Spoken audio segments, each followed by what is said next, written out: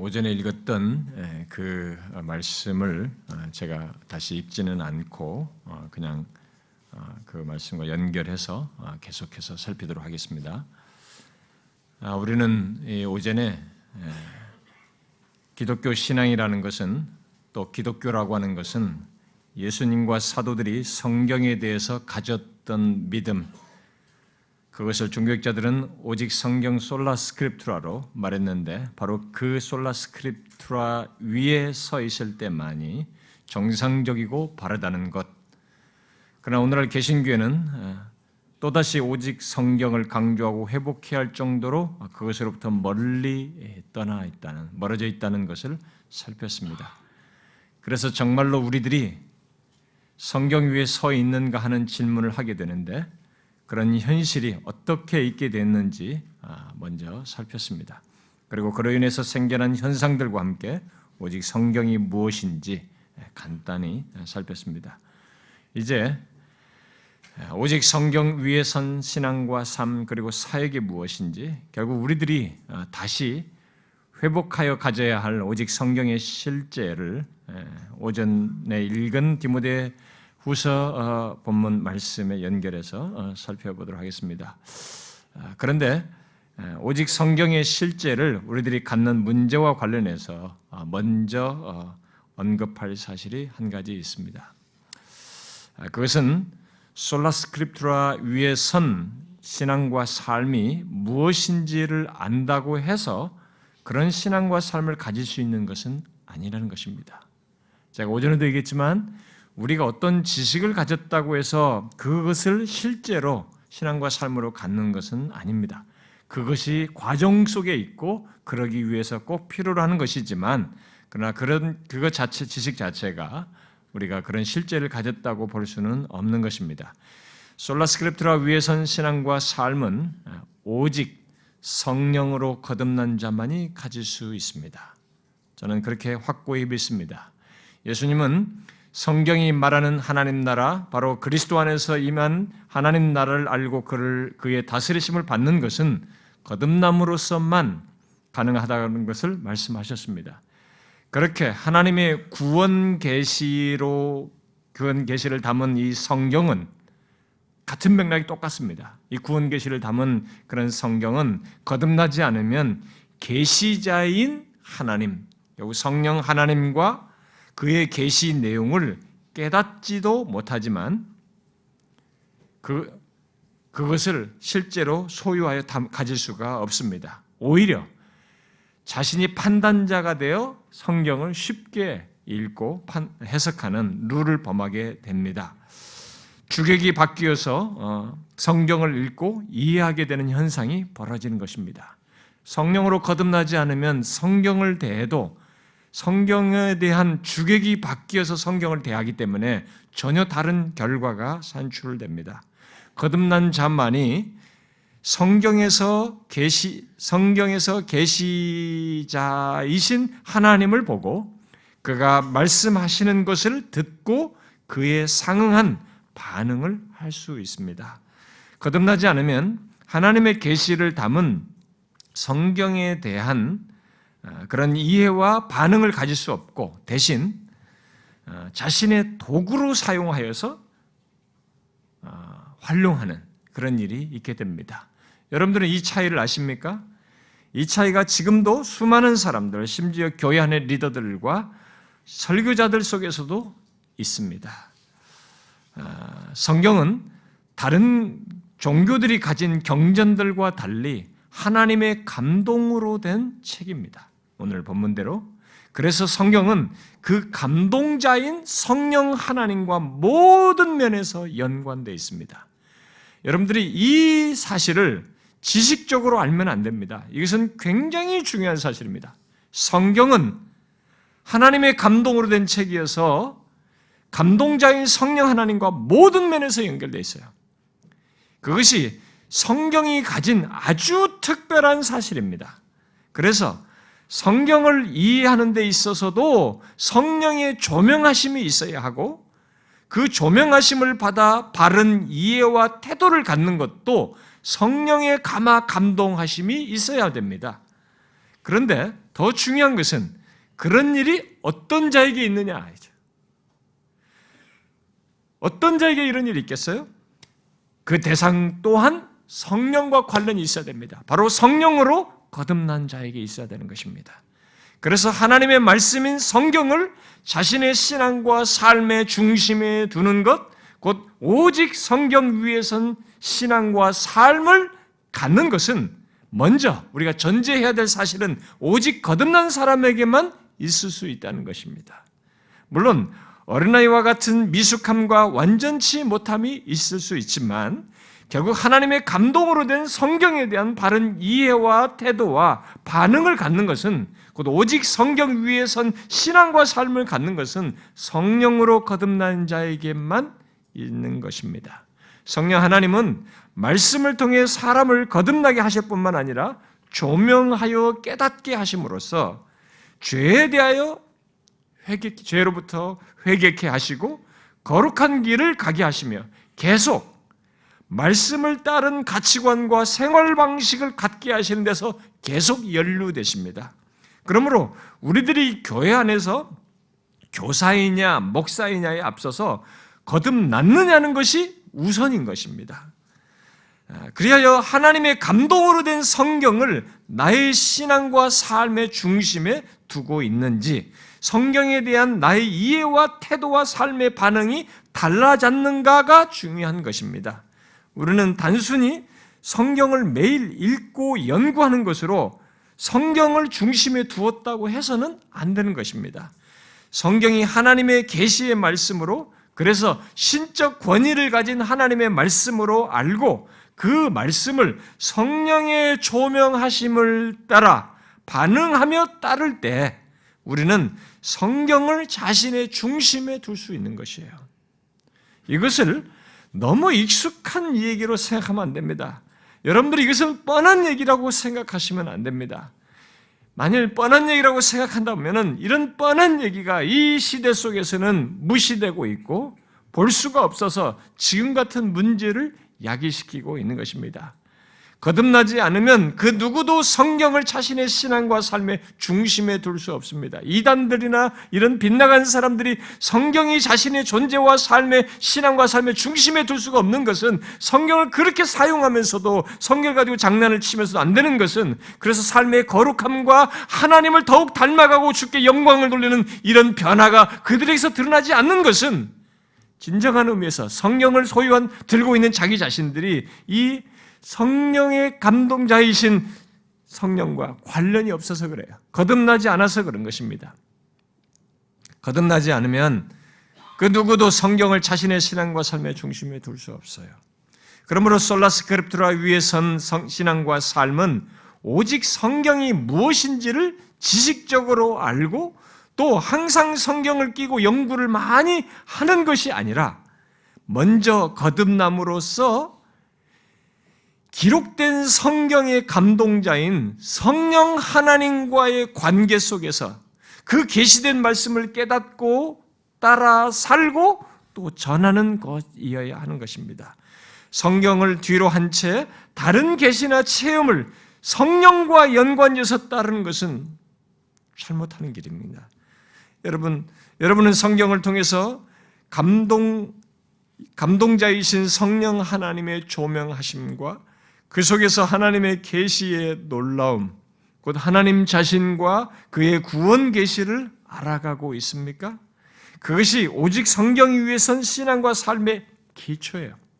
거듭난 자로서 그 기록자이신 성령에 의해서 조명을 받고 변화되어지고 그것을 증거하는 데 하나님의 역사를 보는 것이 오직 성경 위에 선 신앙과 삶의 스타트예요. 이런 배경 속에서 솔라 스크립투라 위에 선 신앙과 삶은 오전 시간 마지막에 말한 대로 성경이 하나님의 특별한 계시인 것을 알고 하나님에 대한 지식과 우리의 구원과 신앙에 충분한 계시요, 우리의 신앙과 삶의 절대적인 권위를 갖는 하나님의 말씀을 알고 믿고 그 믿음 위에서 사는 것입니다. 믿음 안에서 사는 것이에요. 그것을 이제 구체적으로 말하면 여러분들이 그런 성경에 대한 믿음을 가지고 성경이 말하는 바를 신앙하면서 살고 전하는 것입니다. 오전에 오직 성경에서 멀어져 나간 이 그룹들은 다양한 신학과 체험과 또 신앙과 삶을 갖도록 했지만 거기엔 성경에 대한 믿음에서 문제와 결핍을 가졌고 결국 예수님과 사도들 또 종교학자들이 가진 성경에 대한 믿음, 곧 오직 성경 솔라 스크립투라에서 벗어났습니다. 그리하여 그들의 신앙과 삶 속에는 수많은 오류와 치우침들이 함께 병행되어서 나타났어요. 그저 개인적인 차원에서 있었던 것이 아니고 그들의 성경 이해와 태도를 따르는 사람들은 그런 오류와 치우침을 옳은 것으로 확신할 정도로 이런 부정적 파급이 함께 있게 됐습니다. 오류가 있어도 오류라고 생각지 않는 그런 일이 있게 된 것이죠. 그러면 그런 것이 도대체 무엇이냐라고 할 때 오직 성경 위에선 신앙과 삶, 바로 예수님의 사도들 또 그를 따른 종교학자들이 가졌던 이 좀 전에 말한 성경에 대한 믿음을 가지고 신앙하며 사는 것이 무엇이냐라고 할 때 이제 저는 다양하게 많은 것을 말할 수 있지만 가장 기본적으로 한번 생각을 해보세요. 저는 3가지 정도만 말을 할 텐데요. 한번 여러분들이 가만히 생각을 해보시면 됩니다. 솔라 스크립투라 오직 성경 위에선 신앙과 삶이 무엇일까? 그게 뭘까? 성경을 가지고 있는데 그 성경 오직 성경에서 신앙과 삶이 뭘까? 우리가 말하기 시작하면 여러 가지로 설명하고 다양하게 말할 수 있겠습니다만 일단 제가 3가지 정도만 기본적으로 말할 테니까 한번 그것을 가지고 생각을 해보십시오. 제일 먼저 솔라 스크립투라 위에선 신앙과 삶은 성경과 관련해서 가장 기본적인 것, 바로 주관적인 체험이나 다른 어떤 것보다도 성령께서 성경 말씀을 조명하여 깨닫게 하시고 감동하시는 것을 더 중요하게 여기며 그러한 성령의 감동과 인도를 따라서 사는 것입니다. 이게 솔라 스크립투라 위에선 신앙과 삶의 가장 기본적이고 먼저 언급할 사실입니다. 이건 여러분들과 제가 다 알고 있어요. 그러나 이게 역전되고 있습니다. 솔라 스크립투라 위에선 신앙과 삶은 성령께서 하나님의 계시를 기록한 말씀을 통해서 깨닫게 하시고 감동하셔서 믿음으로 행하게 하시는 것을 그 어떤 주관적인 체험보다 우선적인 것으로 여기는 것이에요. 그런데 오늘날 교회들은 이런 신앙과 삶을 너무 뻔하다고 생각을 하고 있습니다. 그래서 어떤 사람들은 성령의 감동으로 된 성경을 통한 역사, 바로 성령의 조명하심과 감화 감동하여서 믿음으로 행하게 하시는 이런 역사보다 주관적인 특별한 체험이나 예언 등을 더욱 신선하게 여기고 실제적인 면에서 더욱 가치를 두게 되는데 이게 바로 오직 성경에서 멀어진 것이죠. 오직 성경 위에 선 것은 그런 것을 우선하지 않습니다. 우리들의 주관적인 특별한 책임이나 예언들을 더 신선하게 여기지 않습니다. 우리에게 여전히 세월이 지나도 신선하고 나의 신앙과 삶의 모든 것이 어디로부터 오냐면 성령께서 이 기록된 말씀을 통해서 감화 감동하시고 그 말씀을 따라 믿음으로 살도록 하는 것이에요. 이것이 오직 성경 위에 선 신앙과 삶의 첫 번째 내용으로 말할 내용입니다. 오직 성경 위에 선 신앙과 삶은 성령께서 성경에 기록된 복음, 곧 죄인이 가장 기뻐하고 감격할 사실, 아니 온 세상이 가장 기뻐할 사실을 담은 복음 안에서 신앙과 삶을 갖도록 이끄십니다. 바로 영원히 변치 않고 영원히 효력 있는 또 능력이 있으며 생기와 생명력을 지닌 복음, 하나님께서 역사 속에서 행하신 그 객관적인 복음, 곧 그리스도 안에서 행하신 이 객관적인 사역에 의해서 우리에게 허락된 생명과 은혜의 복음을 성령의 조명하심 속에서 우리에게 알게 하시고 그 안에서 부요하게 하시고 그 안에서 신앙하며 살게 하시는 것입니다. 기독교의 진정한 체험은 바로 그런 복음을 우리에게 알게 하고 그 복음 안에서 삶의 이유와 생기를 갖고 살도록 성령께서 우리 안에서 역사하시는 것을 경험하는 것이고, 하나님께서 그리스도 안에서 행하신 것을 붙들고 믿음으로 살도록 역사하시는 것을 경험하는 것입니다. 오직 성경 위에 선 신앙과 삶은 가변적인 체험이 아니라 이러한 성령에 의한 말씀을 가지고 감마감동하시며 우리를 이끄시는 이런 체험과 삶을 계속 갖는 것이에요. 그러므로 아무리 놀라운 체험을 해도 이런 복음에 대한 이해와 확신, 그러한 그에 근거한 믿음과 기쁨 그리고 삶이 없다면 그것은 이방 종교인들의 체험과 다를 바 없는 것입니다. 우리는 성령께서 하나님의 말씀인 성경을 통해서 그렇게 역사하시는 것을 가볍게 여겨서는 안 되는 것입니다.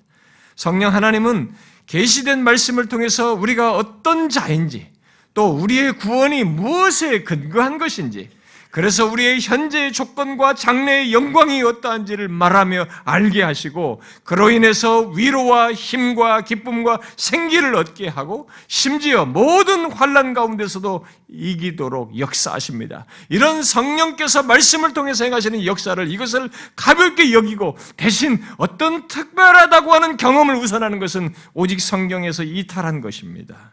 이 모든 일이 하나님의 계시된 말씀, 곧 성경을 통해서 있게 된다는 것을 우리가 알아야 됩니다. 여러분들은 성경을 통한 이런 성령의 역사를 아십니까? 그것이 오직 성경 위에 선 신앙과 삶의 한 중요하게 말할 첫 번째 내용이에요. 그 다음 또 오직 성경 위에 선 신앙과 삶은 성경에서 말하는 우리의 신앙과 삶이 하나님의 주권 아래 있음을 알고 그의 주권을 의지하여 사는 것입니다. 오직 성경 위에서 신앙하고 산다는 게 뭐야? 라고 할 때는 성경이 우리에게 말하는 중요한 삶을 갖는 것이에요. 성경이 우리의 구원과 신앙과 삶을 말할 때 가장 중요하게 전체적으로 창세기부터 계시록까지 반복해서 케이스든 어떤 상황이든 어떤 역사 속에서든 반복적으로 말해주는 중요한 신앙과 삶은 하나님의 주권 아래 우리의 신앙과 삶이 또 구원이 있다라는 것입니다. 그래서 이 오직 성경 위에서 신앙과 삶은 결국 하나님의 주권 아래 우리의 신앙과 삶이 있다는 것을 알고 그의 주권을 의지하면서 사는 것입니다. 이것은 성경이 우리에게 계시해주고 알게 해준 놀라운 삶의 신앙에 대한 사실입니다. 여기서 사실 나누게 됩니다. 그런 신앙과 삶은 오직 성경 위에 서지 않으면 사실상 갖지 못합니다. 왜냐하면 이 세상의 가치관은 하나님의 주권 안에서 어떤 신앙과 삶을 가질 수가 없습니다. 인간의 무엇으로부터 신앙과 삶을 가지려고 하는 게 이 세상이 가지고 있는 모든 가치예요. 그리고 이 세상에 있는 모든 종교는 한 신의 주권에 의한 것이 아니라 인간의 자유의지와 인간의 무엇에 의한 신앙과 삶을 갖는 쪽으로 다 만들어내기 때문에 오직 성경 위에 섰다, 오직 성경 위에 선 신앙과 삶이라고 했을 때 그것은 하나님의 주권 안에 우리의 신앙과 삶이 있으며 그의 주권을 의지해서 사는 것이라는 것을 말해주는 것입니다. 다른 데서는 이것을 가질 수 없어요. 성경을 통하지 않으면 이런 신앙과 삶을 가질 수가 없는 것입니다. 여러분은 성경에 계시는 하나님의 주권과 그의 인도를 그대로 믿습니까? 그래서 삶 속에서 그것을 발견하고 그로 인해서 감사하고 또 그의 주권을 의지하고 있습니까? 그것이 오직 성경 위에선 신앙의 삶이라는 것을 잊지 말아야 됩니다. 성경에 기록된 하나님의 말씀을 믿고 그 말씀을 의지하여 현재를 살고 미래를 소망하는 것, 수많은 유혹과 시련과 어려움과 고통 속에서도 성경에 계시된 이 하나님과 그의 성품과 특히 그의 주권을 믿고 의지하며 사는 것입니다. 오늘날은 오직 성경 위에선 이러한 신앙과 삶을 너무 뻔하다고 여기면서 그저 전통적인 무엇으로 취급합니다. 대신 새롭게 하나님의 음성을 듣고 그 음성을 따라서 살고 싶어요. 새로운 예언을 듣고 새로운 예언을 따라서 신앙과 삶을 가지려고 하는 이 기현상이 오늘날 교회 안에 오직 성경이 무너지면서 생겨났습니다. 그러나 우리는 이와 관련해서 한 가지를 분명히 해야 합니다. 오늘날 많은 사람들이 생각하듯이 하나님의 계시를 기록한 성경이 뻔하고 구닥다리는 것이 아니고, 사실은 성경을 대하는 오늘날 많은 사람들의 마음이 정함이 없이 간사하여서 새로운 것 안에서 신선함을 느끼고 뭔가 색다른 것에 의미를 두고 그런 것에 쉽게 이끌리고 있는 이 사람들이 문제인 것입니다. 그것은 오늘날 사람들이 하나님의 계시를 기록한 성경 안에서 변치 않는 진리와 영원한 생명을 주는 진리를 보기보다 내 마음을 사로잡는 새로운 무엇을 찾고 결국 내가 중심이 되어서 신앙과 삶을 추구하기 때문에 그렇습니다. 하나님의 주권 아래서의 신앙과 삶이 아니라 이런 자극을 다 사용해서 내가 중심이 되어서 신앙과 삶을 추구하기 때문입니다. 오직 성경이 무너져서 생겨나는 신앙과 삶의 현상인 것입니다. 그러나 주님은 요한복음 10장에서 자신에게 속한 양은 그들의 목자인 주님의 음성을 듣는다고 그랬습니다. 성령 하나님은 바로 그 일이 가능하도록 하기 위해서 먼저 곧 우리들이 듣고 따라야 할 주님의 음성에 혼란이 없도록 하기 위해서 주님의 말씀을 이렇게 기록하셨고, 그 기록된 말씀을 통해서 주님의 음성을 듣고 따르도록 역사하신 것입니다. 이것 외에 다른 식으로 주님의 음성을 듣고 따르는 것이 아니라 혼란이 없도록 처음부터 이 기록하셨고 이 기록한 것을 따르도록 성령께서 역사하시는 가운데, 이 기록된 말씀 안에서 따르도록 역사하시는 가운데 우리를 이끄시는 것입니다. 그러나 오늘날 유행하는 이 주님의 음성 듣기 보십시오. 완전히 빗나간 것입니다. 성경이 아닌 나름 신앙적이고 영적이다고 하는 것, 또 그런 관련성이 있는 것을 떠올리는 것을 가지고 또 여타의 암시를 가지고 주님의 음성이라고 말하는 이런 일들까지 있지 않습니까? 그러나 그것은 예로부터 지금까지 신접한 자들이 흔히 써왔던 방법입니다. 기독교의 것이 아닙니다. 기독교는 그렇게 주관적인 것을 객관적인 것으로 만들어서 신앙과 삶으로 갖게 하는 종교가 아닙니다. 오히려 하나님께서 역사 속에 행하신 객관적인 것, 또 그것을 기록한 객관적인 계시, 그 성경을 기준으로 성령께서 각 사람 안에서 주관적으로 경험하게 하시는 것입니다. 그리고 그 주관적인 경험조차도 한 분 성령의 주도하심 속에 있어서 다르지가 않습니다. 다르지가 않아요. 모두 계시된 하나님의 말씀 안에서이고, 그래서 모두 일치가 되는 것입니다. 그러므로 오직 성경 위에 선 신앙과 삶은 성경에 계시된 하나님의 말씀을 그대로 믿고 따르며 계시된 그 말씀을 삶 속에서 경험하는 것입니다. 바로 하나님께서 우리의 신앙과 삶의 주권자로 계시고, 그래서 그 주권자를 의지하면서 따르는 것입니다. 그게 오직 신앙, 솔라스크립투라 위에 선 신앙과 삶이에요. 그 다음 또 오직 성경 위에 선 신앙과 삶은 성경, 곧 하나님의 말씀을 통해 나타나는 성령의 능력을 알고 경험하며 사는 것입니다. 이 성경, 곧 하나님의 말씀은 성령 하나님과 함께 엮여서 있습니다. 그래서 말씀과 성령은 신학자들이 오랫동안 연구 주제였어요. 칼빈이나 모든 종교적 라인에 있는 모든 사람들의 오랜 연구 주제가 말씀과 성령이었습니다. 여러분은 성경을 통한 성령의 능력을 알고 경험하고 있습니까? 특히 말씀을 항상 전하는 사역자 여러분은 그 능력을 알고 경험하십니까? 사역 속에서, 말씀 증거 속에서. 오직 성경 위에 선 사역은 바로 이 세 번째 내용과 깊은 관련이 있습니다. 말씀을 가르치고 전하는 가운데 사람들이 구원에 이르는 지혜를 얻고 삶이 변화되는 것을 보고 경험하는지 보셔야 합니다. 예수님과 사도들, 그리고 종교학자들과 청교도들과 영적 각성의 주역들을 보면 모두 성경의 권위와 충분성을 믿고 말씀을 증거하는 가운데 성령께서 그들이 전하는 성경을 통해서 변화시키는 능력을 나타내는 것을 보게 됩니다. 그리고 그들은 그것을 경험했죠. 성경을 통해서 어떤 능력과 역사가 있게 되는 것은 물론 그것을 기록하시고 그것을 통해 역사하시는 성령 하나님 때문입니다. 성령 하나님은 성경에 기록된 말씀을 통해서 우리가 읽은 디모데후서 3장 15절부터 17절에서 말하는 것과 같은 일이 패역한 인간, 자기밖에 모르는 인간에서 일어나게 하시는 것입니다. 바로 구원을 얻게 하는 능력뿐만 아니라 하나님의 사람으로 온전하게 하시고 모든 선한 일을 행할 능력을 갖추도록 하신다는 것입니다. 여러분, 이런 능력을 멈추어서 한번 생각해 보십시오. 이런 능력을 무엇으로 대신할 수 있겠는지 한번 생각해 보십시오. 이건 너무 비밀스럽고 놀라운 능력이고 역사입니다. 혹시 성경을 통한 이런 성령의 역사를 가볍게 생각하십니까? 그래서 대신 뭔가를 찌릿하게 한번 경험하게 하고 싶습니까? 쓰러뜨려서 한번 이걸 가지고 뭔가 하나님의 이 성령의 이런 놀라운 인격의 변화를 가지고 구원을 주는 이것을 대신하게 하고 싶습니까? 이것은 기독교의 놀라운 것을 인격적 종교의 이 인격적인 하나님이 인격적인 방식으로 하시는 놀라운 생명의 역사를 잡신 수준으로 전락시키는 것입니다. 성경을 통한 성령의 능력을 몰라서 하는 소리입니다.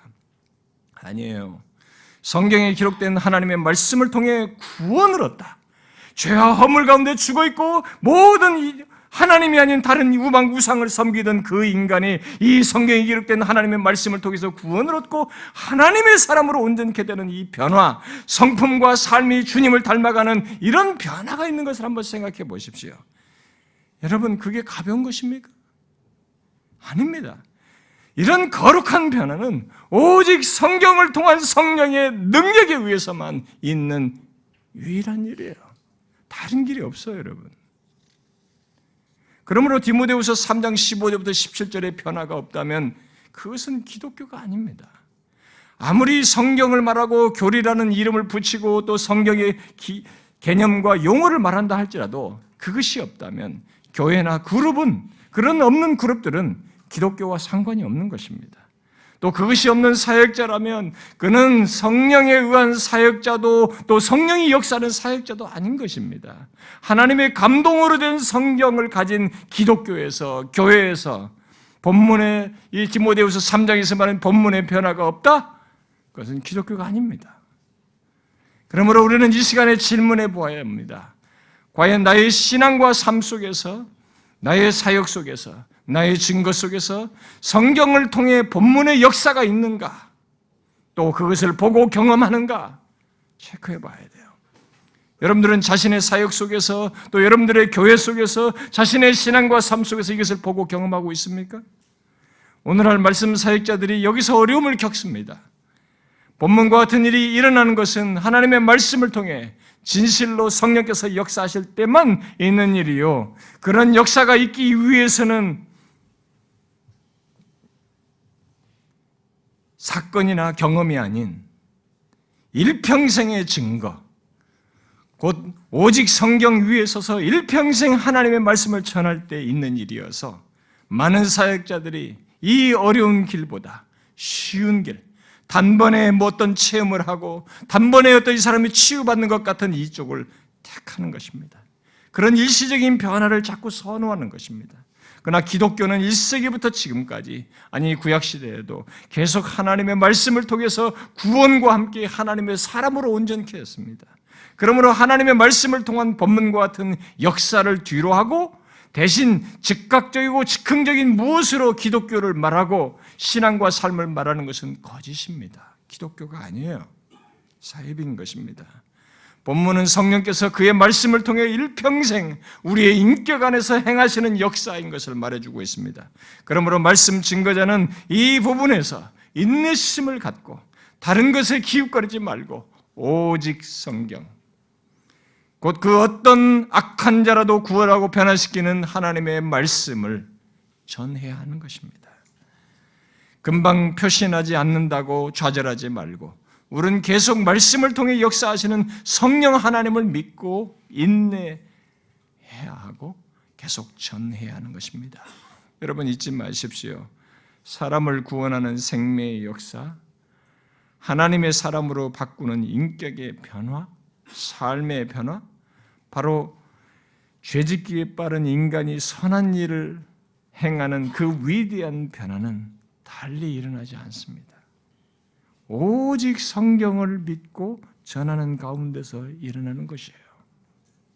그러므로 우리는 하나님의 계시를 기록한 성경의 권위와 이 충분성을 믿고 오직 성경 안에서 신앙과 삶을 먼저 갖고 그 안에서 사역하고자 해야 하는 것입니다.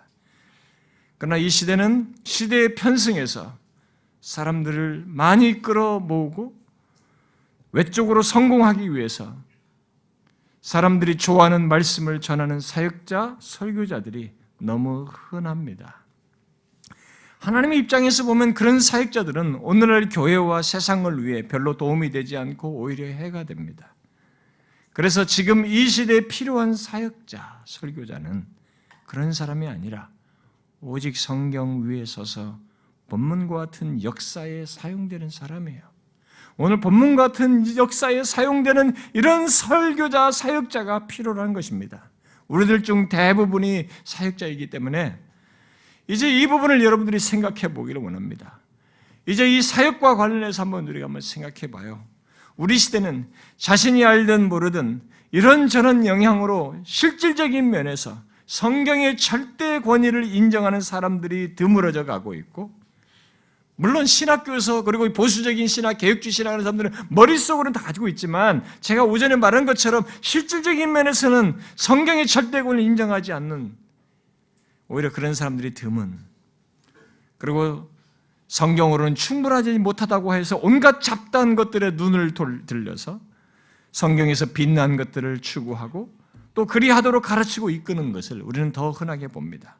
그런 모습이 신비주의로 나타나든 상처치유 프로그램으로 나타나든 예언운동이든 사람을 쓰러뜨리는 능력으로 드러나고 경험하게 하는 것이든 열광적인 찬양과 어떤 문화적인 퍼포먼스로 나타나든 심지어 영화로 설교를 하며 문화적인 접근을 하든 이 시대는 하나님의 말씀의 능력을 뒤로하고 효과가 있다면 무엇이든 다 가져다 쓰는 시장바닥 같은 분위기 속에서 성경을 그저 도구적으로 사용하고 있어요. 그러나 그것은 예수님과 초대교회 사도들이 취했던 태도와 너무 다른 것입니다. 1세기 사도들로부터 지금까지 하나님께 쓰임받은 설교자들을 보세요. 그들은 모두 성경의 권위를 인정했습니다. 이것은 하나님께서 우리에게 검증해 준 사실이에요. 그래서 성경의 계시가 역사 속에서 확인하는 것이 우리에게 필요로 한데 그들은 예외 없이 성경의 권위를 인정했고 그것을 성경으로 충분하다는 믿음을 가지고 하나님의 말씀을 전했습니다. 여러분, 사도 베드로가 오순절에 설교한 사도행전 2장 설교를 보십시오. 3,000명의 회개가 무엇으로 있었는지를 한번 보십시오. 바로 구약의 말씀을 인용해 가면서 그리스도 안에서 하나님께서 행하신 일, 곧 복음을 전함으로써였습니다. 스데반의 설교는 또 한번 보십시오. 스데반의 설교의 내용이 다 어디서부터 온 것입니까? 다 성경을 말하는 것이었습니다.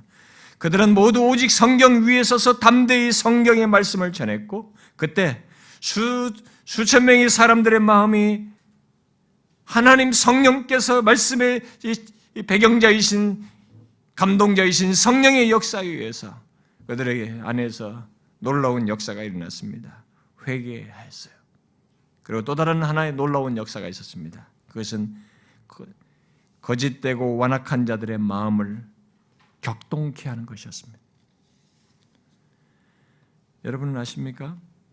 그게 다 성령과 관련되어 있다는 것은 오직 성경 위에 선 신앙과 사역이란 그 무엇보다도 성경에 대한 믿음을 가지고 성경에 기록된 하나님의 말씀을 그렇게 사도들처럼 전하는 것입니다. 그리하여 디모데후서 3장과 같은 역사가 일어나는 것입니다. 본문 같은 역사가 자신의 사역 속에 또 바로 말씀을 가르치고 전하는 사역에 있고 없고는 자신이 오직 성경 위에 선 사역을 하는지를 가늠하는 일종의 시금석이라고 할 수가 있습니다. 하나님은 우리들이 사람의 비위를 맞춰서 사람들로부터 인기를 얻는 것보다 자신의 말씀을 그대로 전함으로써 디모데후서 3장과 같은 일이 일어나는 것, 곧 사람들이 회개하여 구원으로 나오고 완악한 자들이 책망을 받아서 자신의 완악한 자인 것을 드러내게 하는 이 일을 동시에 하십니다. 오직 성경에 의해선 사역자는 자신의 말을 전하는 자가 아닙니다. 하나님의 계시의 말씀, 곧 하나님 자신의 말씀을 전하는 자입니다. 그런 면에서 그는 성경의 권위를 알고 인정하며 그것만으로도 사람들을 구원을 이끌고 변화시켜 충분하다는 것을 이렇게 실천적으로 항상 전할 때마다 믿고 드러내는 것입니다. 다른 것을 뒤섞어서 전달하거나 사람의 비유를 맞춰서 하나님의 말씀을 전하는 것은 하나님의 계신 성경의 권위를 인정치 않는 것이고 그것만으로는 충분하다는 것을 믿지 않는 행동인 것입니다. 다시 말하지만 오직 성경 위에 선 설교자는 디모데후서 3장과 같은 반응을 불러일으켜요. 스데반의 청중 같은 반응을 일으키는 것도 그가 오직 성경 위에 서서 성경을 전했기 때문에 일어나는 것입니다. 여러분은 베드로의 설교에서 나타난 반응이나 스데반의 설교에서 나타난 반응을 자신의 말씀 증거에서 보십니까? 이 두 반응을 여러분들이 똑같이 그들은 성경을 가지고 전했습니다. 그러나 둘 다 똑같이 마음에 찔렸다고 했는데 한쪽은 긍정적으로 회개 쪽으로 마음이 찔려서 회개를 했고 한쪽은 완악한 쪽으로 마음이 찔려서 반응했습니다. 여러분들은 하나님의 말씀을 통해서 똑같은 반응이 일어납니까? 이 두 개의 반응이 동시에 일어납니까? 제3의 반응이 일어납니까? 만일 제3의 반응이 일어난다면 물어야 합니다. 왜 그러한지.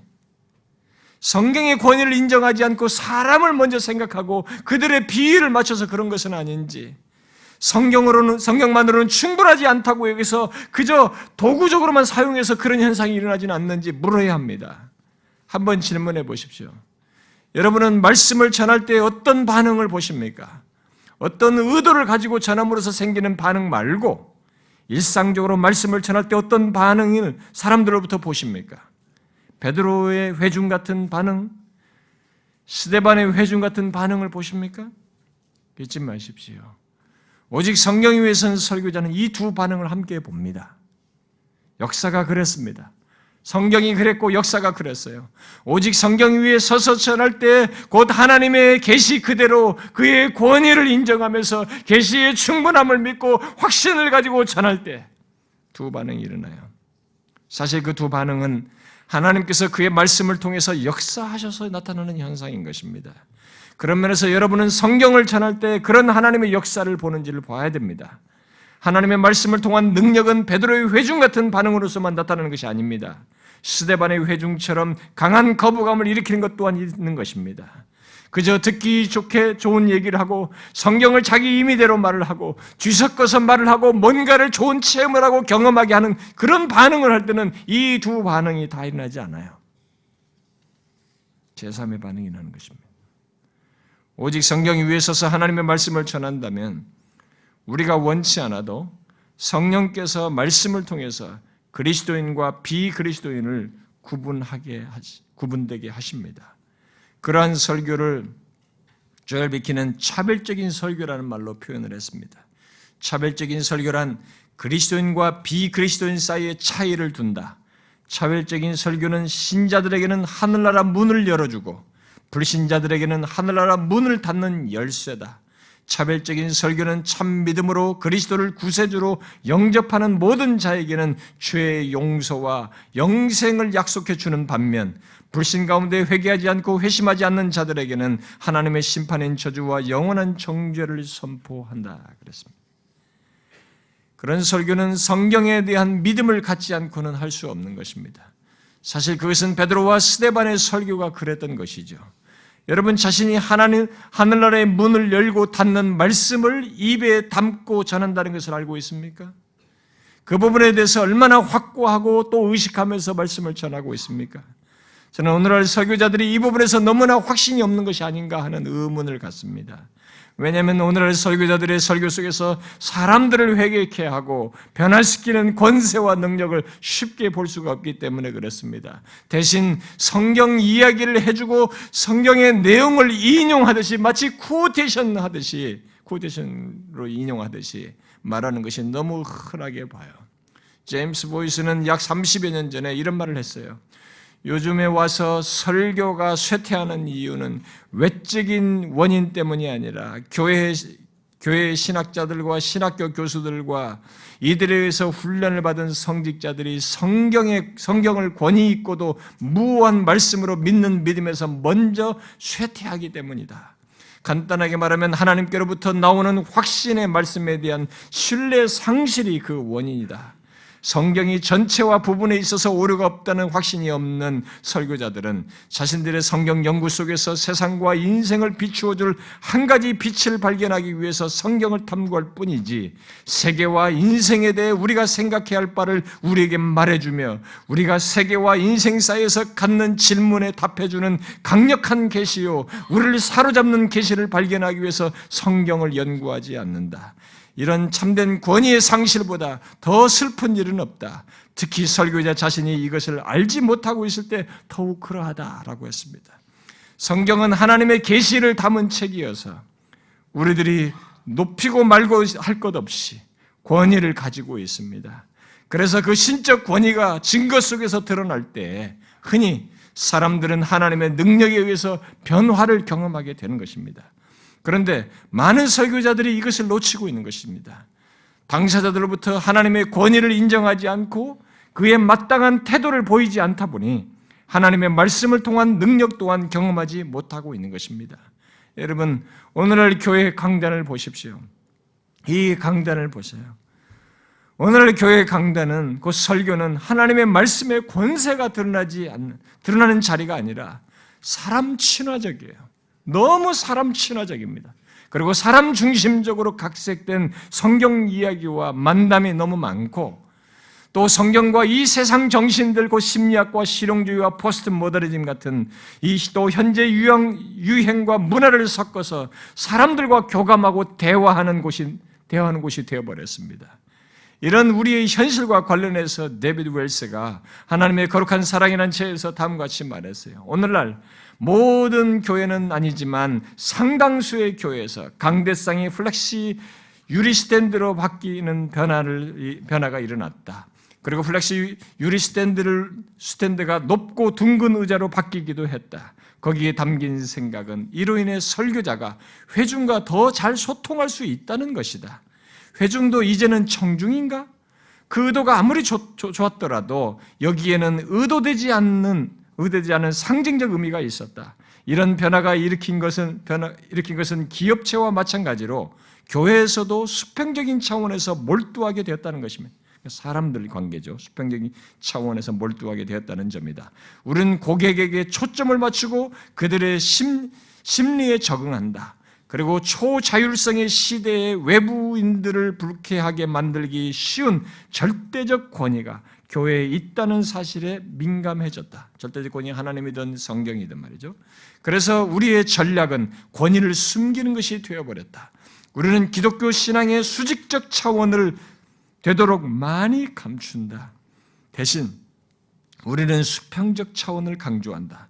그러나 이것이 의미하는 바는 대개의 경우 우리들이 강대상에서뿐만 아니라 성경 본문과의 진지한 대면에서도 벗어났다는 것이다. 성공하려면 우리의 태도에 있어서만이 아니라 신앙의 내용에 있어서도 보다 소비자 친화적이어야 한다고 생각하기 때문에 그렇다.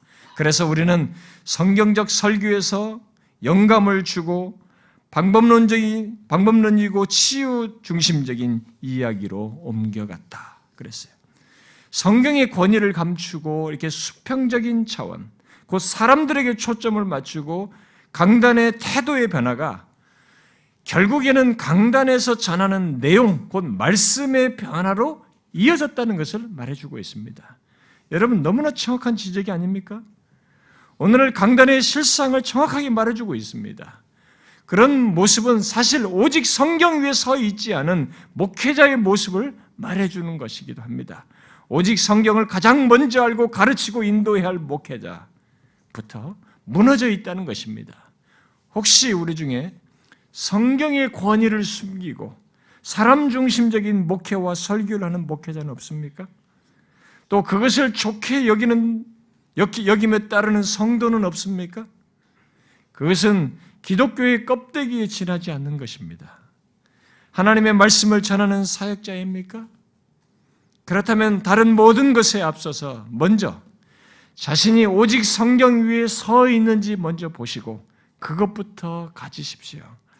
하나님께서 계시하신 그의 말씀의 권위부터 제대로 알고 그에 대한 확신부터 가지십시오. 또 성경만으로 우리의 구원과 신앙과 삶이 충분하다는 확신부터 가지십시오. 성경에 대한 바른 태도를 갖지 않는 신자 또 설교자는 결코 정상적일 수 없다는 것을 잊지 말아야 됩니다. 로이 존스 목사가 미국의 웨스트민스터 신학교 신학생들에게 설교에 대해서 1년의 강의를 한 가운데 왜 설교가 쇠퇴하게 되었는지를 말하는 내용이 있습니다. 그는 이렇게 말했습니다. 나는 주저없이 맨 첫 자리에 성경의 권위에 대한 믿음의 상실, 진리와 신앙에 대한 믿음의 감소를 놓겠습니다. 내가 이것을 처음에 놓는 것은 그것이 주요 원인이라고 확신하기 때문입니다. 여러분에게 권위가 없으면 여러분은 말을 잘할 수도 설교를 잘할 수도 없습니다. 사람들이 성경을 하나님의 권위 있는 말씀으로 알고 권위의 근거 위에서 말하는 동안에는 위대한 설교를 들을 수 있었습니다. 그러나 일단 거기서 떠나 사람들이 사변에 빠지고 이론을 내세우며 가설을 끌어들이고 나서부터는 설교가 쇠퇴하기 시작했습니다. 위대한 교리에 대한 믿음이 없어지기 시작하고 설교가 윤리적인 강연이나 훈계 그리고 도덕의 함량과 사회 정치적인 말로 대체되었으므로 설교가 쇠퇴하는 것은 놀랄만한 일이 아닙니다.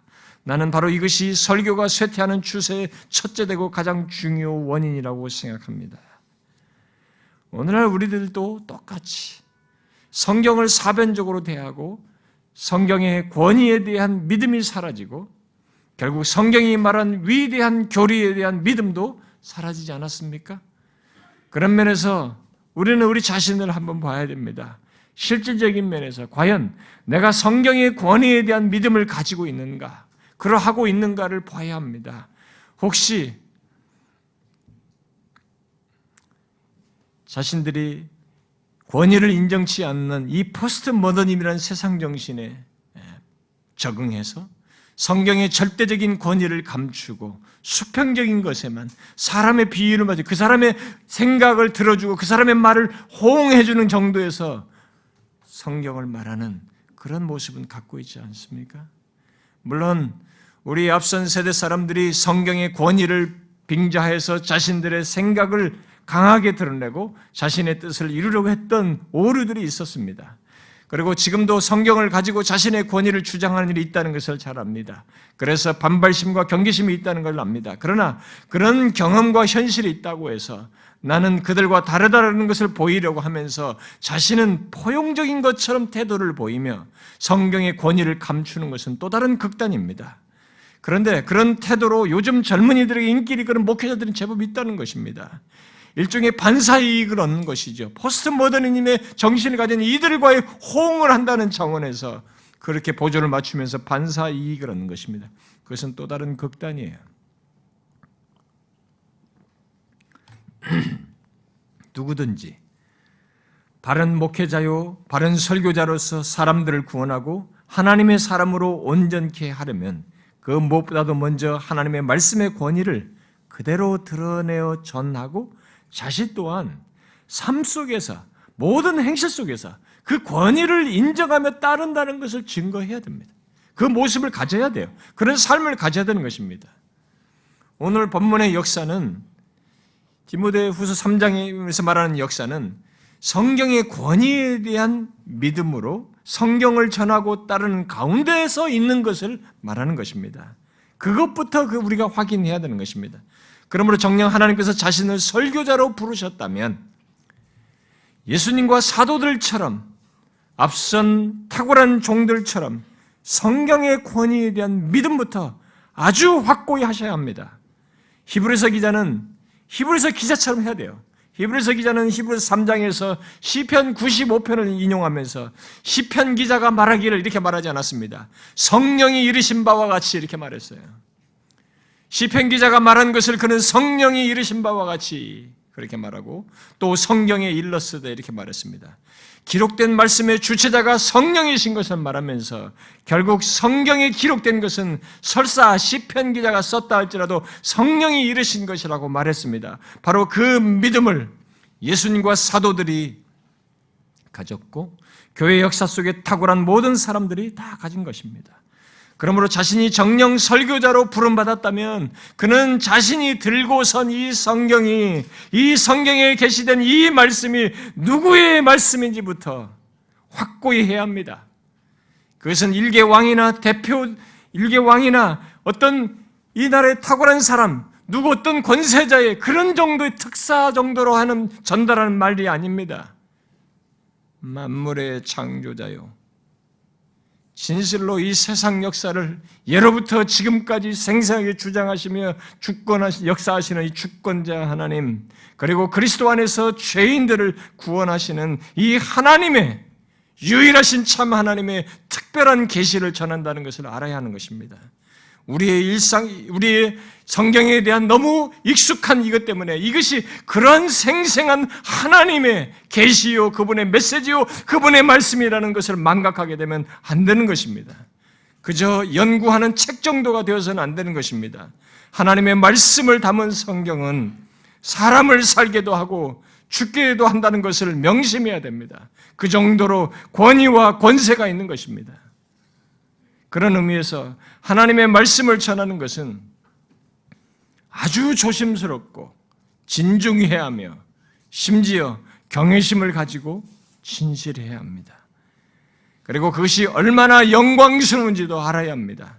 특히 설교자는 하나님의 계시의 말씀을 전함으로써 사람들로 하여금 하나님을 대면하게 한다는 것을 잊지 말아야 됩니다.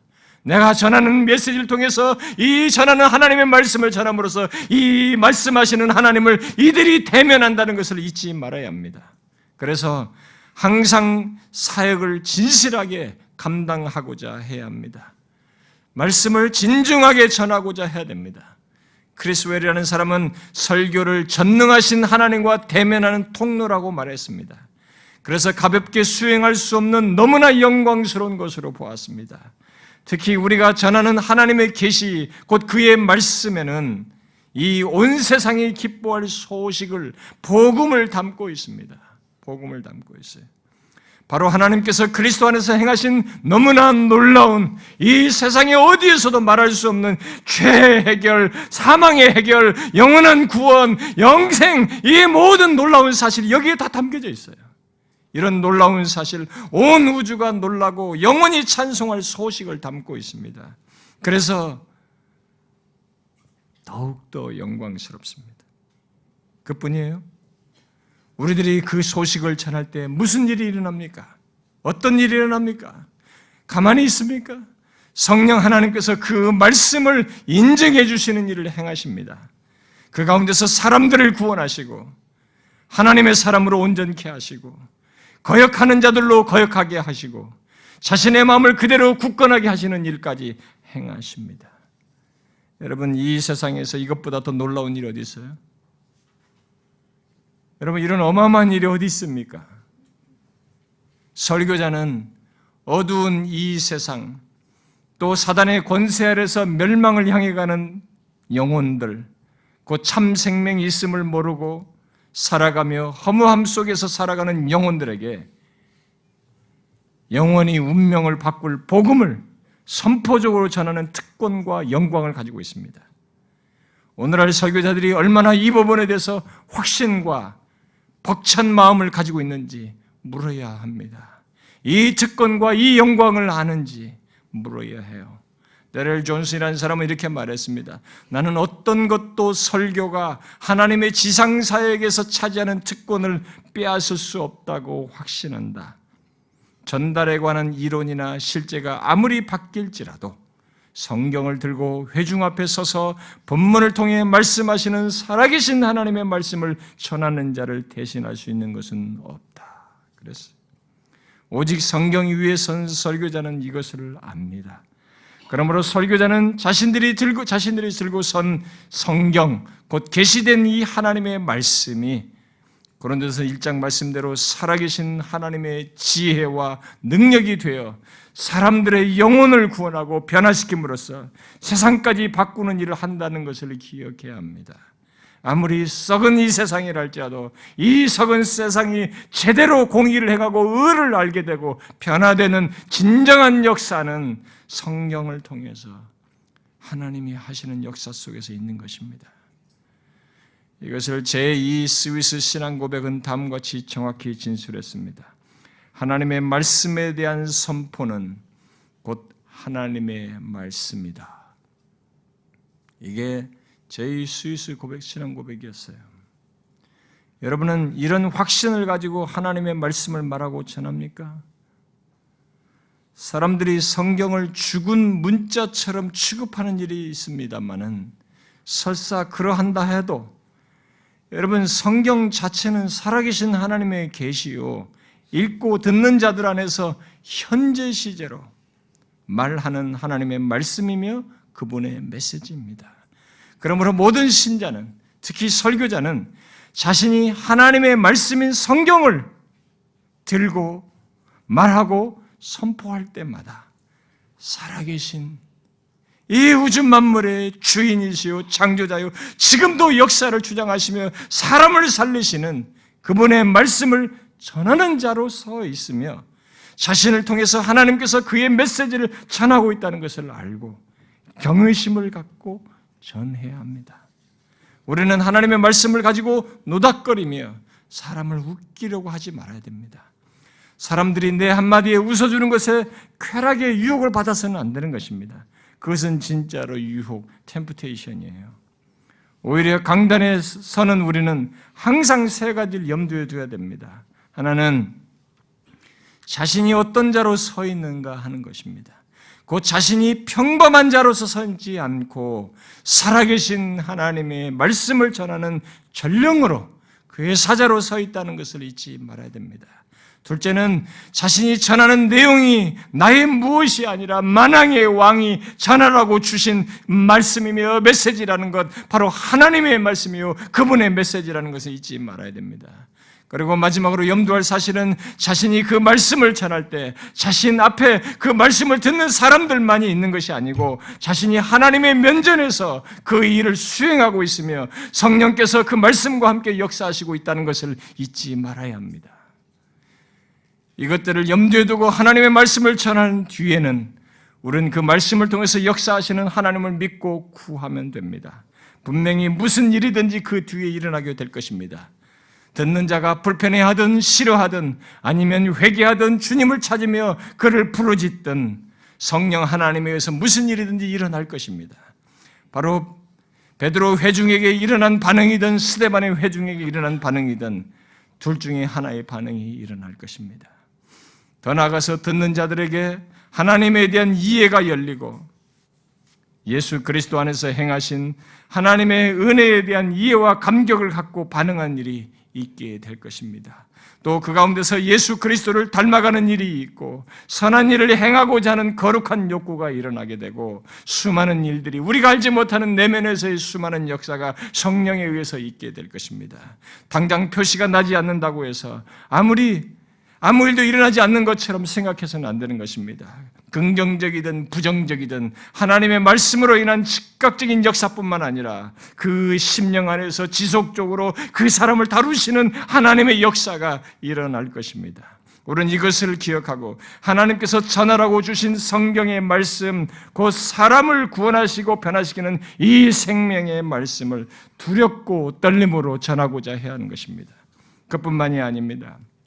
오직 성경 위에 서서 사역한다는 것은 그렇게 말씀을 입으로 전하는 것만이 아니라 자신이 전한 그 말씀을 삶 속에서 믿고 적용하며 누리는 것을 내포한다는 것을 잊지 말아야 합니다.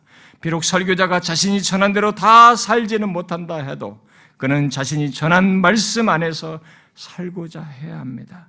이것은 자신이 전한 말씀이 사실인 것을 증거하는 것입니다. 곧 제2의 설교인 것이죠. 그 선포적으로 설교한 것과 함께 묶여있는 설교를 하고 있는 것입니다. 만일 설교자가 성경에 해박하고 또 성경에 계시된 담긴 하나님의 계시 그의 메시지를 잘 전해놓고 삶에서 그것과 무관하게 산다면 그는 자신이 전한 하나님의 메시지를 별것 아니라고 스스로 증명하는 것이며 짓밟는 것이 되는 것입니다. 그것은 오직 성경을 다른 방식으로 무너뜨리는 것이 되는 것입니다. 성경이 하나님의 계시요 그의 신적 권위를 가진 것을 이런 식으로 무시해서는 안 되는 것입니다. 잘 증거해놓고 삶으로 무시하는 그런 일을 해서는 안 되는 것입니다. 그런데 그런 사람들이 많지 않습니까? 얼마나 많습니까? 우리 설교자들은 그러나 이 부분에 있어서 정말 경성하고 명심해야 합니다. 우리의 설교는 구두로 말하는 것뿐만 아니라 삶으로 전하는 것 또한 함께 포함되어 있기 때문에 우리는 이 부분을 가지고 씨름해야 됩니다. 우리의 가장 힘든 것이에요. 설교자의 가장 힘든 것입니다. 그러나 이것은 하나님의 영광스러운 말씀을 맡은 자의 특권이고 책임이에요. 비록 자신이 전한 대로 완전하게 사는 설교자는 없다 할지라도 모든 설교자는 자신이 전한 대로 살지 못하는 것으로 인한 고통을 갖고 씨름하며 살아야만 합니다. 만일 설교자가 그런 고통을 느끼지 않는다면 또 그런 때가 어느 때라도 온다면 고통을 느끼지 않는 그런 때가 온다면 그는 위에서 말한 세 가지를 잊은 설교자로 외식하게 되는 것입니다. 그러나 과연 누가 외식하지 않고 그런 설교자의 고통을 느끼며 잘할 수 있겠습니까? 그것은 정말 쉬운 일이 아니에요. 그래서 우리는 항상 그리스도의 구속의 은혜를 의지할 수밖에 없고 성령의 도우심을 구할 수밖에 없습니다. 이 은혜와 도우심이 없으면 설교자는 하나님의 말씀을 들고 서는 것을 지속하지 못합니다. 여러분들에게는 설교자가 갖는 이런 고통을 느끼십니까? 반응 없는 사람들과 현실 때문에 갖는 고통도 있겠지만 전하는 말씀에 비추어 볼 때 너무나 자격이 없고 또 전한 대로 살지 못하는 것으로 인한 고통을 느끼느냐는 것입니다. 그래서 어떻게 합니까? 끝없이 그리스도의 구속의 은혜를 의지하며 성령의 도우심을 구합니까? 그것이 성경을 들고 전하는 설교자의 운명이에요. 저는 설교자의 어려움 또는 고난은 자신이 전하는 하나님의 말씀을 듣는 사람들이 거부하고 거기에 적대하는 것보다 이 세상 만물의 주인이신 하나님, 이 세상의 주권자의 구원자이신 하나님의 메시지를 내가 온전치 못한 조건에서 전하는 것, 또 전한 대로 온전히 살지 못하는 것으로 인한 것이 더 크다고 생각합니다. 어떻습니까? 사람들의 반응 없는 것 때문에 여러분들이 고통이 더 큽니까? 아니면 내가 전한 것에 전한 대로 살지 못하는 것 때문에 인한 고통이 더 큽니까? 설교자는 이런 면에서 하나님의 말씀을 들고 섬으로써 안팎으로 아픔과 고통을 겪게 됩니다. 그러나 그것은 모두 우리의 약함 가운데서 하나님의 능력이 나타나고 하나님이 드러나기 위한 배경이기도 합니다. 그래서 결국에는 우리의 면류관이요 기쁨이 되는 것이기도 합니다. 그러므로 우리는 설교자의 이 역설적인 경험, 그 설교자가 겪는 고난 속에서 또 약함 속에서 그리스도의 능력이 나타나는 것을 알고 오직 성경 위에 서서 그 사역을 잘 감당하고자 해야 합니다. 여러분, 설교자에게 있는 이 신비를 잊지 마십시오. 오직 성경 위에서 두렵고 떨림으로 전하는 우리, 전하는 대로 살지 못함으로 고통하면서 부족과 연약함을 앓으면서 영광스러운 하나님의 메시지를 들고선 내 안에 하나님의 능력이 나타나는 이 놀라운 신비를 잊지 말라는 것입니다.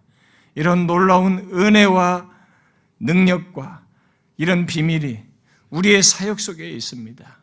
그러므로 오직 성경에서 이탈하지 말고 그 위에 선 설교자요 사역자가 되기를 계속 힘써 구해야 합니다. 정반대의 일이 일어날 수 있어요.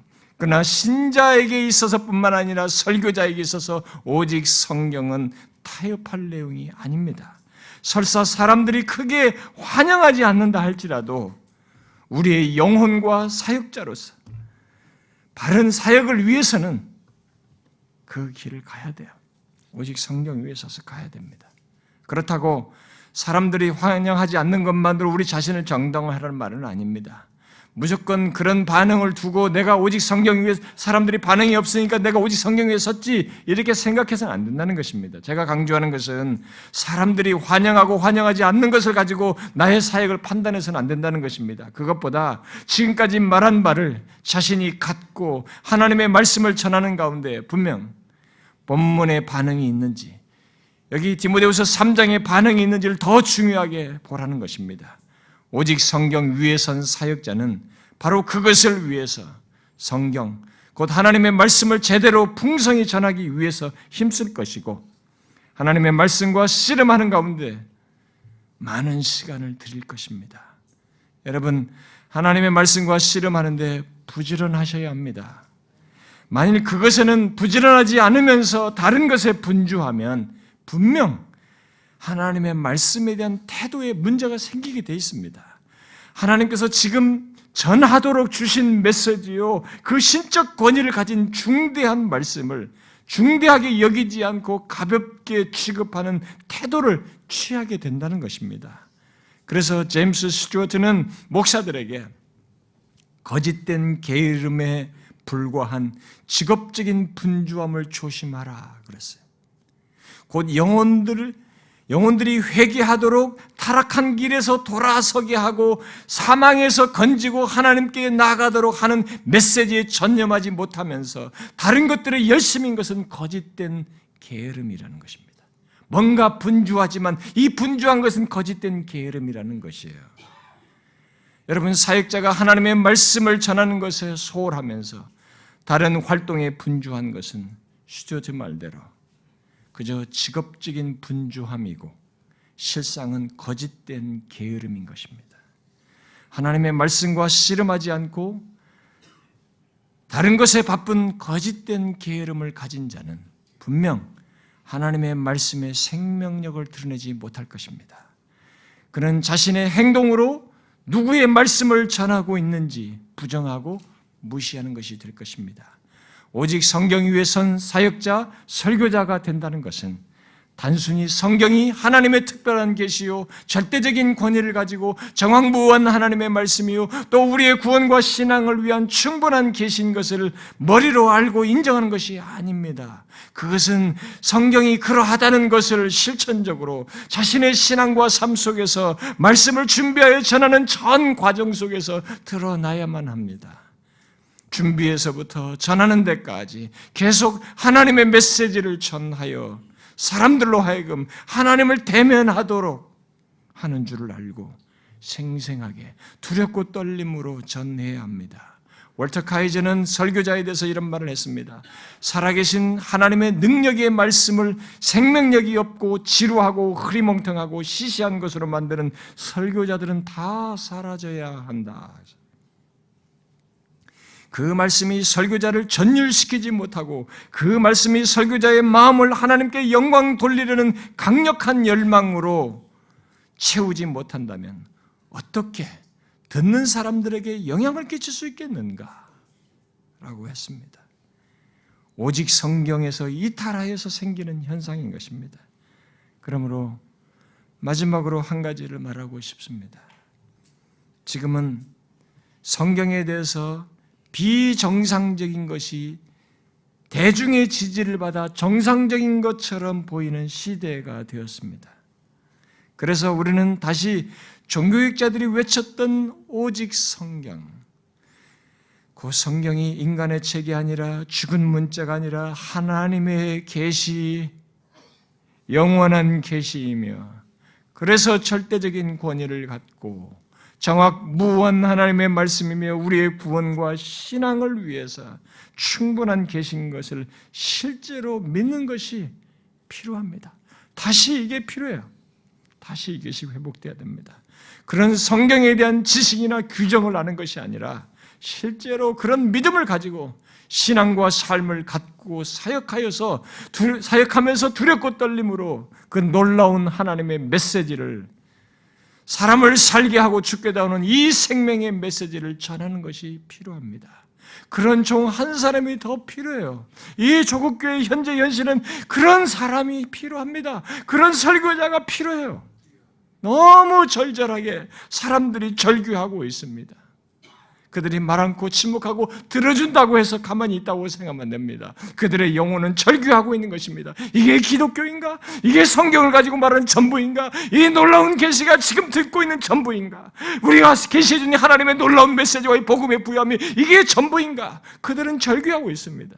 너무나 게으른 우리들 때문에, 이 신적인 계시를 인간의 창작물처럼 취급해버린 우리들 때문에 그들은 이 부유한 계시의 말씀을 못 듣고 있는 것입니다. 그래서 영혼만, 그들 안에 있는 성령만이 그들 안에서 절규하고 있는 것입니다. 그러므로 여러분, 우리의 것으로 치장하고 허풍을 떨 것이 아니라, 또 아무리 사람을 많이 모으는 비법이 있다 해도 그런 것에 현혹될 것이 아니라 오직 하나님의 말씀인 성경에 대한 믿음을 가지고 시간이 걸리더라도 디모데후서 3장 15절부터 17절의 역사가 있는 사역을 보고자 하십시오. 보고자 하셔야 합니다.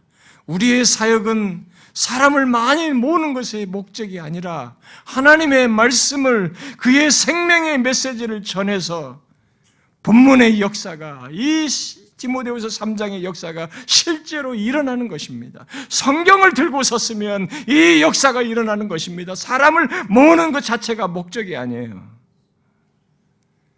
사람들이 구원을 얻는 일이 있어야 하고, 사람을 교훈하고 책망하고 바르게 하고 의로 교육하는 일이 있어야 하며, 하나님의 사람으로 온전케 하고 모든 선한 일을 행할 능력을 갖추게 하는 일이 우리가 전하는 말씀을 통해서 있어야 하는 것입니다. 악한 죄인들이 그렇게 변화되는 그런 생명의 역사를 봐야만 하는 것입니다. 이 영광스러운 생명의 말씀, 하나님의 말씀, 그렇게 하기 위한 말씀을 우리에게 주셨는데 그것을 못 보면서 유의한다면, 이것을 무슨 도구로 사용한다면 뭐 하겠습니까? 우리가 직업적인 사람이지. 아닙니다. 이런 오직 성경도 모르고 성경을 가지고 사람들에게 유의하며 호감을 사고 뭔가를 하며 자기 체제를 유지하고 성도들을 관리를 하고 자기의 이 직업적인 모든 것을 유지하는 것은 우리가 싹군이 되는 것입니다. 아니에요. 우리는 디모데후서 3장 15절 17절의 역사가 있기 위한, 그러기 위해서 이 말씀을 들고 선 것이고 전하라고 한 것입니다. 저와 여러분이 이런 하나님의 의도와 목적대로 사역하는 사역자가 되어야 하고 또 그런 신자가 되어야 합니다.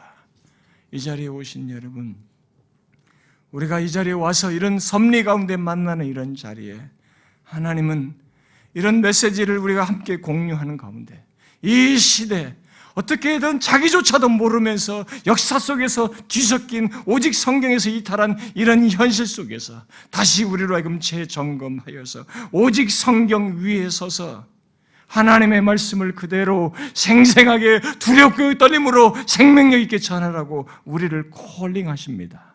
부르셔요. 그리고 그 콜링의 증거는 많은 영혼들의 절규 속에서 나타납니다. 회중에 앉아있지만 그들은 정말 절규하고 있습니다. 이 풍성한 계시를 통해서 하나님의 영광스러움과 복됨과 복음의 부여함을 정말로 듣고 싶어합니다. 구원을 보고 싶어하고 하나님의 역사를 보고 싶어합니다. 우리가 지금 보고 경험하는 기독교는 기독교가 온전한 기독교가 아닙니다. 껍데기예요. 껍데기입니다. 디모데후서 3장 15절부터 17절에 이 역사가 있어야 기독교다운 기독교예요. 이 자리에 오신 여러분, 이것을 품고 하나님께 구하십시오. 그리고 여러분의 가는 각자의 자리에서 그 사역을 보기 위해서 하나님 앞에 구하시고 말씀을 씨름하시고 이 말씀의 저자이신 성령의 도구로 각자가 쓰일 수 있기를 바랍니다. 기도합시다.